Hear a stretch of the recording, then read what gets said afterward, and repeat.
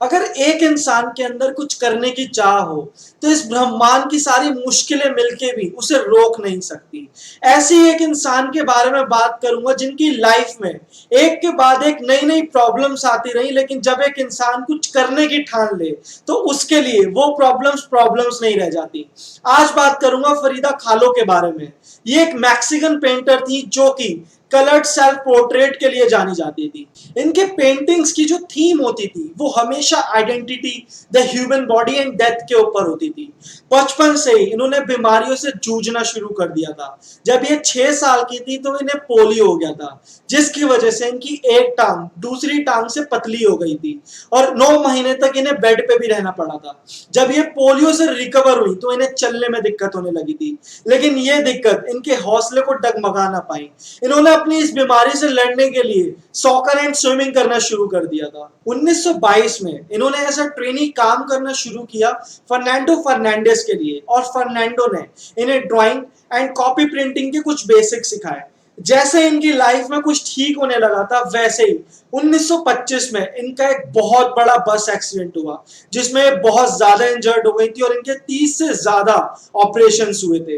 ये अपनी सर्जरी की वजह से दर्द से जूझ रही थी और अपनी पेन को रिलीफ पहुंचाने के लिए इन्होंने हॉस्पिटल में पेंटिंग्स करना शुरू कर दिया था। उस दौरान इन्होंने अपनी 50 से ज्यादा सेल्फ पोर्ट्रेट बनाई थी। 1931 में इन्होंने पहली बार लोगों को अपनी पेंटिंग्स दिखाई थी 6th annual exhibition of San Francisco of women artist में।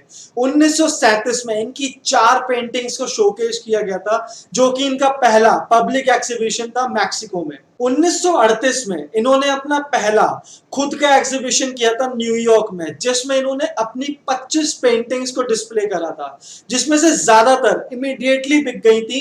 एंड 1940 के दौरान इन्होंने अपनी सबसे खूबसूरत पेंटिंग बनाई थी अपने करियर की, जिसका नाम था self portrait with thorn necklace and humming bird. उस वक्त इनकी बनाई गई पेंटिंग्स पूरे वर्ल्ड में 25 म्यूजियम्स के अंदर शोकेस की गई थी। 1939 के अंदर इनके फादर की डेथ हो गई थी। अपने फादर के बहुत क्लोज थी एंड इनकी हेल्थ भी बद से बदतर होने लगी थी, लेकिन फिर भी ये रुकी नहीं, काम करती रही एंड इनकी पॉपुलैरिटी भी बढ़ती रही। इन्होंने अपने करियर में 150 से ज्यादा पेंटिंग्स बनाई थी।